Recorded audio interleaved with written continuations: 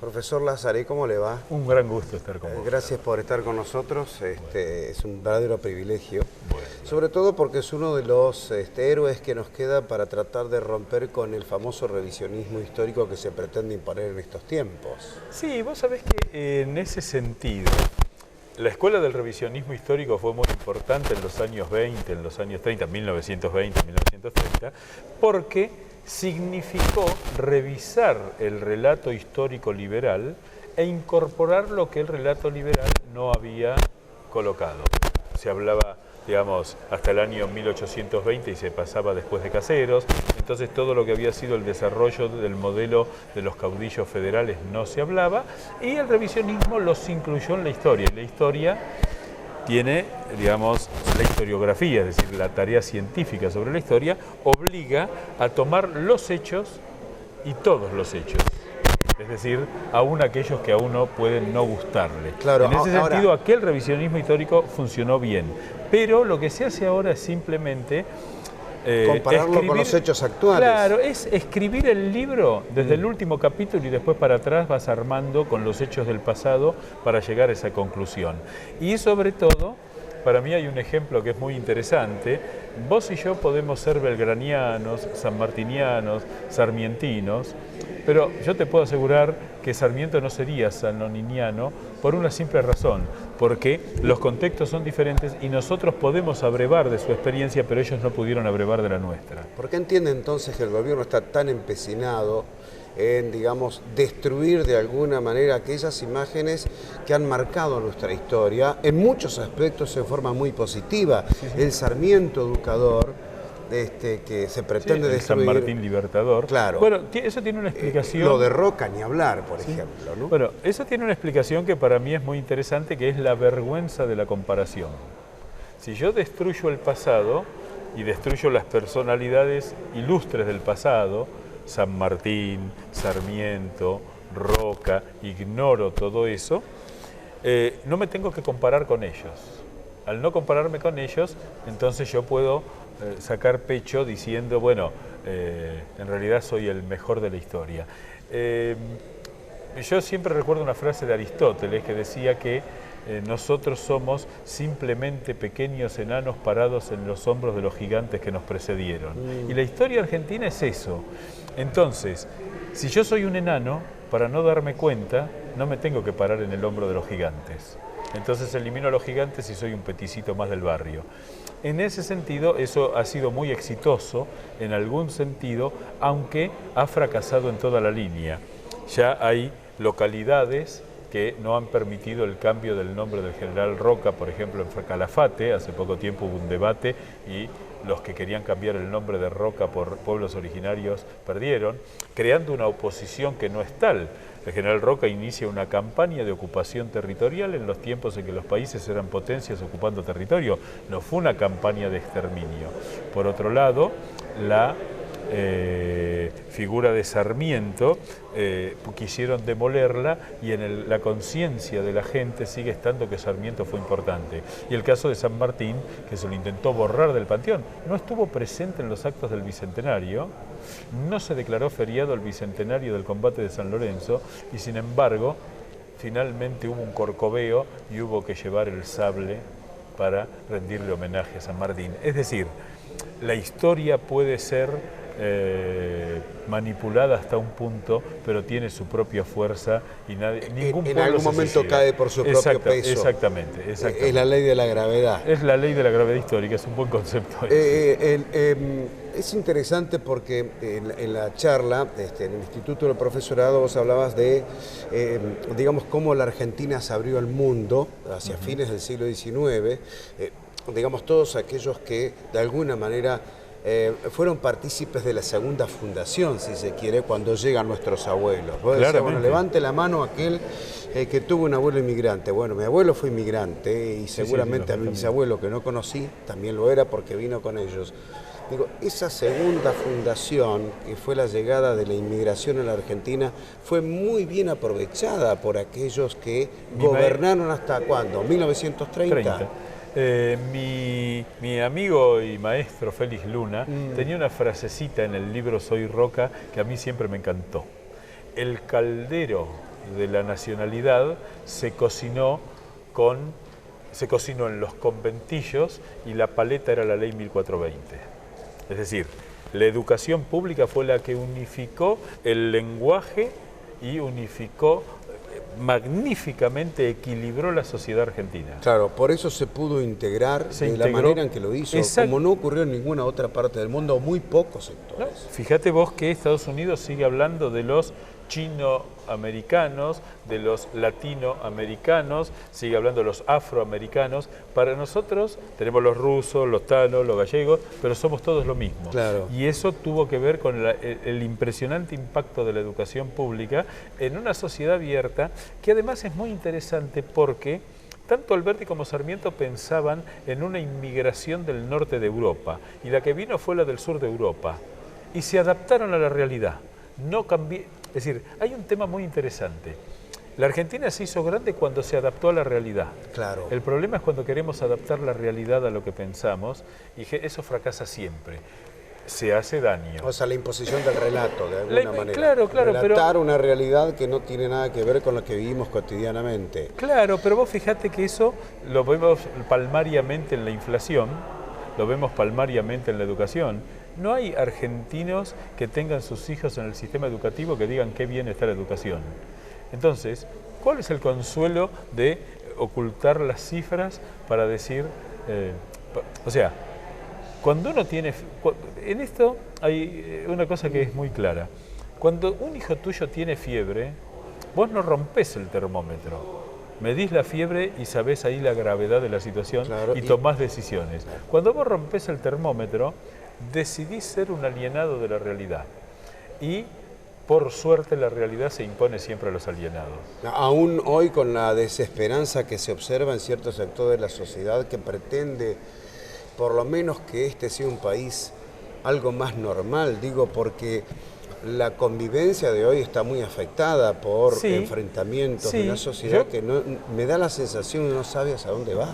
Bueno, yo te diría que hay tres elementos positivos. Mucha de la gente comprometida con el modelo, en realidad, dependen de la billetera, y no del cajero, de la billetera. Estoy hablando de aquellos que son militantes porque les pagan. Segundo,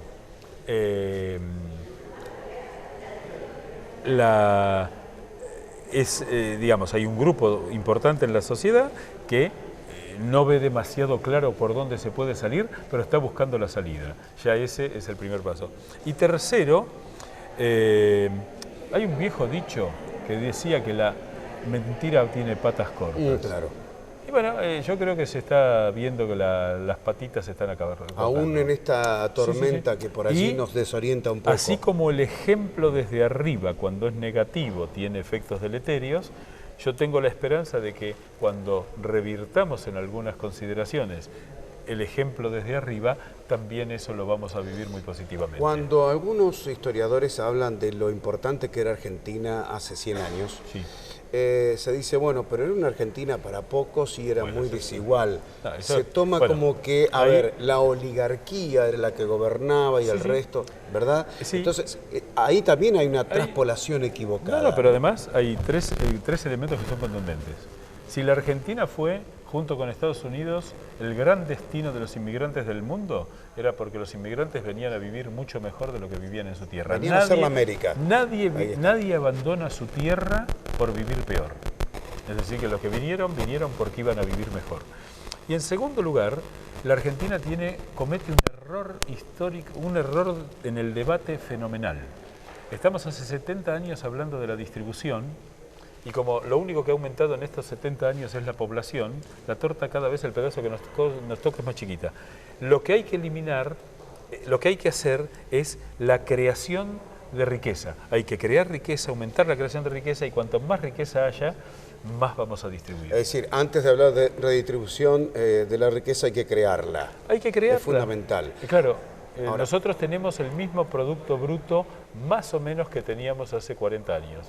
Por lo tanto, hace 40 años éramos 25 millones, ahora somos 41, lo que nos toca a cada uno es mucho menos. ¿Dónde perdimos el tren? El tren, la Argentina... ¿En los 30? En los 40, no, en los 40. En los 30, Estados Unidos consideraba que la Argentina era un par que además Aún había... con el golpe de Estado... El golpe de Estado fue un cimbronazo muy fuerte y hubo ahí una, digamos, una agachada de la Corte Suprema que no estuvo a la altura de las circunstancias habilitando el golpe de Estado. Pero no se tomaron en ese tiempo decisiones estratégicas que cambiaron el lugar y la ubicación de la Argentina en el mundo. En el año 43 nosotros apostamos por Alemania y la guerra la ganaron Estados Unidos e Inglaterra. Bueno, eso lo estamos pagando hasta ahora. ¿Qué fue Perón en todo este proceso? Perón fue un hombre habilísimo. Porque hoy el kirchnerismo de alguna manera quiere, digamos, formar su propia ideología basada en el peronismo y coincidimos en que efectivamente hay aspectos que son muy coincidentes. Bueno, Perón... De 70 años a esta parte. Perón era un hombre pragmático, era un hombre que no tenía un anclaje ideológico muy fuerte, salvo que era un militar que como militar estaba convencido de su rol de general, digamos, y fue un político habilísimo que encontró una situación muy interesante en términos económicos y logró equilibrar ciertas desmesuras del reparto de la riqueza en la Argentina. El problema fue cuando Perón se enamoró del poder, cambió la Constitución para beneficiarse.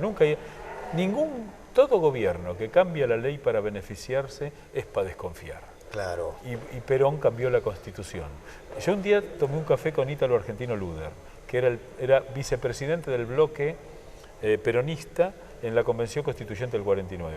Y él fue desesperado a verlo a Perón diciéndole, mire que los muchachos están poniendo cualquier cosa. Perón lo paró en seco y le dijo, Ítalo, salió la reelección, del resto no se preocupe. Esa anécdota para mí pinta a Perón, que ilustra muchas veces de un relato épico algunas cuestiones y en realidad, digamos... Habría que revisarlo. Sí, sí. Claro. La fascinación que el peronismo ejerce para la Argentina habla mucho más de nosotros que de Perón. Bueno, dos preguntas finales. Una tiene que ver con la educación, se habló mucho de este tema. Y vos decías algo muy interesante, si vos querés saber cómo va a ser la Argentina dentro de 50 años, preguntáselo a un chico de 15 de hoy. Sí, sí. Y uno ve un chico de 15 y su formación educativa y asusta un poco. Asusta un poco, pero hay elementos fundamentales en lo que son los sectores básicamente de clase media y valores sociales que tenemos incorporados que permiten decir, bueno, con esfuerzo eso lo podemos equilibrar o podemos evitar que sea tan dramático. Y sin duda, sin una revolución ética que ponga la ley por encima de todo y sin una revolución educativa que ponga al conocimiento como el verdadero motor del desarrollo, va a ser difícil, pero está claro el camino. En otros tiempos la confusión en la Argentina mostraba que no sabíamos para dónde ir. Yo creo que hoy está claro para dónde ir y es una gran responsabilidad social ver si decidimos ir hacia donde tenemos que ir. ¿Está realmente claro hacia dónde vamos? No, hacia dónde vamos no. Está claro. ¿Hacia dónde tenemos que ir? Hacia dónde tenemos que ir lo sabemos, si queremos hacer un país mejor. Bueno, hubo tiempos en la Argentina en que no se sabía dónde teníamos que ir.